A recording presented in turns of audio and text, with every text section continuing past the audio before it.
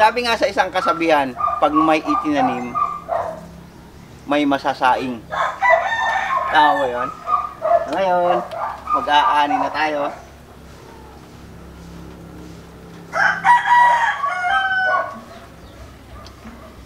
Hirap. Okay. Wait lang, matigas pala yun. First time kasi. Gagawin natin itong tempura.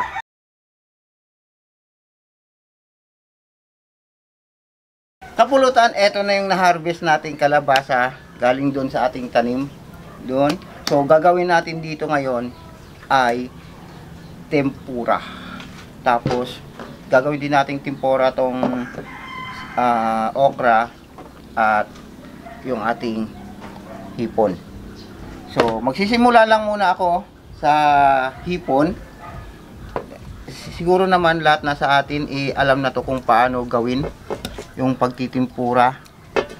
Pero kasi ang ano ko na sayang yung yung tawag dito, yung kalabasa. Bali kasi simula nung na-harvest ko yan, mga nasa 3 araw na hindi ko pa naluluto. So kaya naisip ko bilhan na lang ng hipon para gawin nating tempura.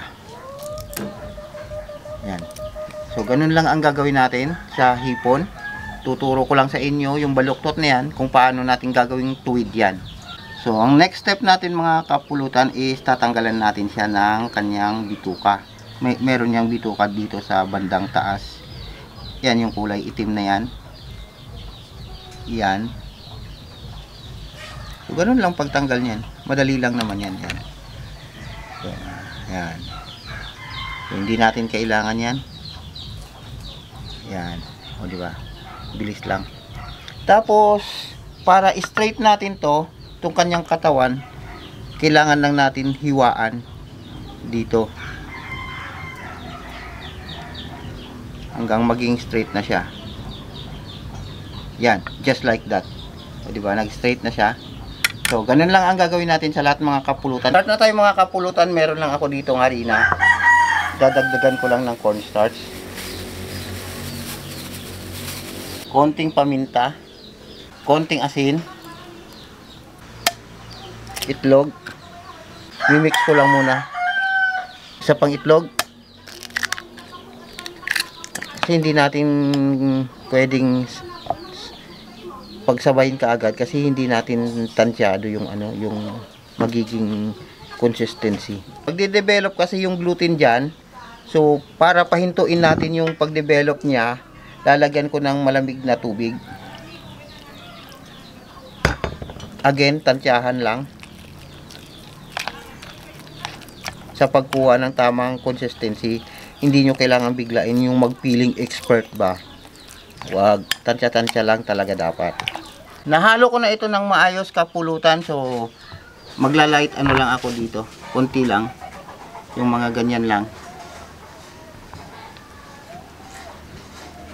Light dusting lang. Tak-tak. Dusting din natin yung kalabasa. Light lang. Kagaya sa ating shrimp. Very, very light. Okra. Lang din. Start na tayo.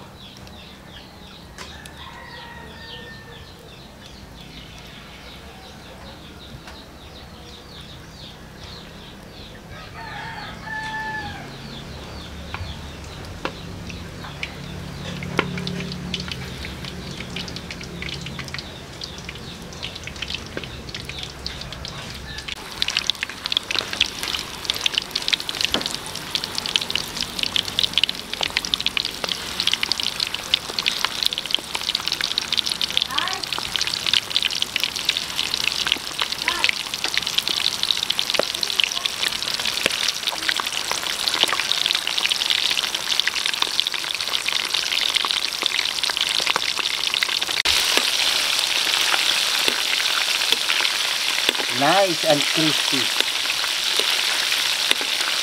Kulay pa lang. Ulam na.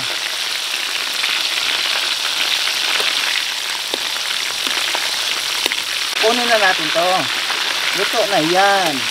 Kaibigan mo. Kaibigan ko. Alright. Marami pang kasunod yan. Oh, ganda. Perfect. Okay. Luto na rin to. Dahil light butter lang ginawa natin, mabilis lang itong maluto. Right. Tapos lilinisin natin tong ating kawali. Yung kalabasbas.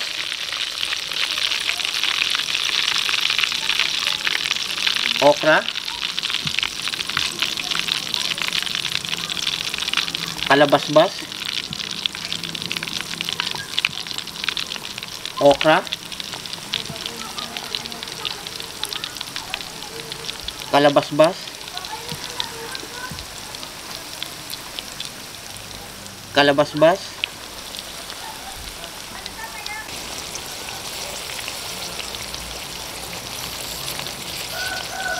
Kunin na rin natin tong kalabasa at okra.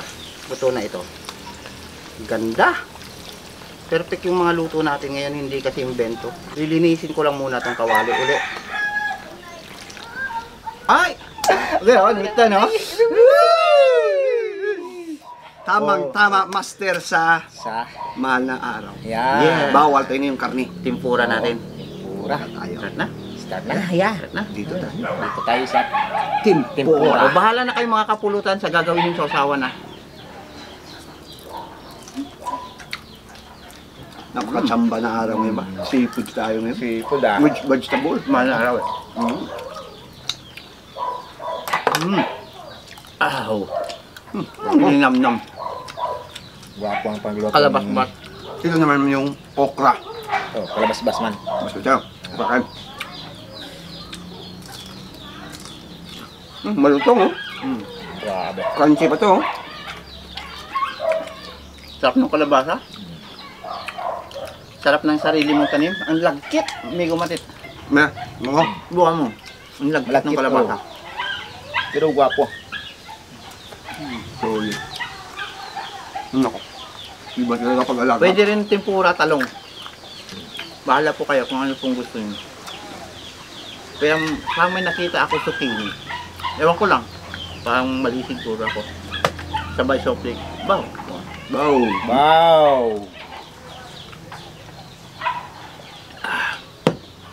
Itong taas, di ba babawasan yan? Marami pa dito eh. O marami pa ba? Mamayan lang yan. Titirahin. Yung gulay, Yan. yung kalabasa nakakabusog siya. Oh. Hindi ka na kailangan mag-rice dito. Pag may ganyan ka na, dami. Hindi nga. Kaya natin yung okra. Okay. Maritong yung okra eh. Ha? May karawlo? Sumabit ng buong. Ano lang. Sumabit sa damit ko. Malutong yung... Ito naman yung Presentation. presentation. Yun lang. Pang ano lang yan, pang aesthetic lang. Design. Design. Kung gusto nyo lagyan ng design. Gusto ko yung okra eh. Ha? Gusto sa okra. Oh. Gusto mo? Maraming benefits. Mas masarap yung hipon. Siyempre, hapon yun. Ikaw ba? Wow. Aba, garaptok ba? Wagsak. Grabe ito. Bo. Gwapo ba no? Gwapo. Ay, kung okra eh, ganito yun. Ay naman yun. Lasa ko. Dami. Grabe. Sa ganito lang. Huwag natin yan. Huwag yung makakain yan. Lugo, pagkaganyan sa restaurant mo binili yan. Grabe, ang mahal niya, no? Mahal. Mahal? Magkano serve nito? Pag ganito, tempura. Grabe. Yung kilo, 450, 500. Huwag nyo lang dadamihan ng asin. Kung gusto nyo po ma-feel yung lasa ng hipon, yung butter, medyo light nyo lang yung asin. Kasi yung hipon, may sariling lasa yan. Masarap yan. Kahit di mo lagyan ng pampalaki. Parang lobster. Pag nagkilaw ka ng lobster, wow, ginuo. Sarap. Scoop mo lang yan, sabay. Ay, pero kung sa'yo, master, ano mas maganda itong sasawan? Kung gusto nila. Oh, Suka, yung sausawan. yung may ano, may suka na may Hindi, ano? sibuyas, ano? Mayonnaise lang, tsaka ketchup. Ah, Okay ayun. na yan. Boom. Kuha-kuha mo. Kuha mo, master. Yung sausawan. Doon lang. One more chance. Bahala po kayo kung ano pong gusto nyo. Nakakasawan. Dagdag nyo yung... Ito, masarap din to ah. Gawin yung sasawan sa ganito ah. Dark soy sauce o kaya yung Japanese soy sauce. Gagayat ka lang ng luya. Mayroon ba tayo dito yung Japanese? Meron. Ano ba tawag na? Pero ang likomti pwede na yan. Yung luya lang, no? Yung luya. Gayatin mo lang sa toyo ang luya. Pwede na. Pwede, oh, pwede. Magiging Japanese na yung lasa nun. O kaya kahit yung ordinaryong toyo natin dito, di ba, napakaalat nun. Oh. Dagdagan nyo lang ng konting tubig. Kaya konting asukal lang, konting-konti lang. Ganun na yun. Kuha na. Tapos luya, Pwede na. pwede na. Pwede. Nakagawa na ako ng luya, boring, na sausawan, boss. Maganda talaga yung luya. At sa mabango. Tapos akala mo tuloy nasa ano ka, Japanese restaurant, yung malasa ng sausawan nila ganun. Mapipil mo na sa Japan ka rin.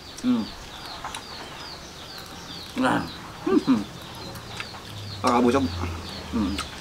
Yung gulay, nakadalawa kong ano, tsaka kalabasa, kakabusog siya.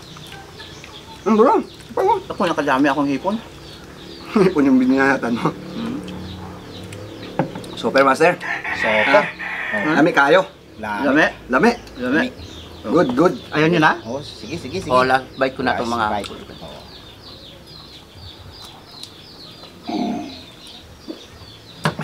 Grabe. Do, ano Siyempre, ba? mainit ang Daw na ba? Bunga brado ba?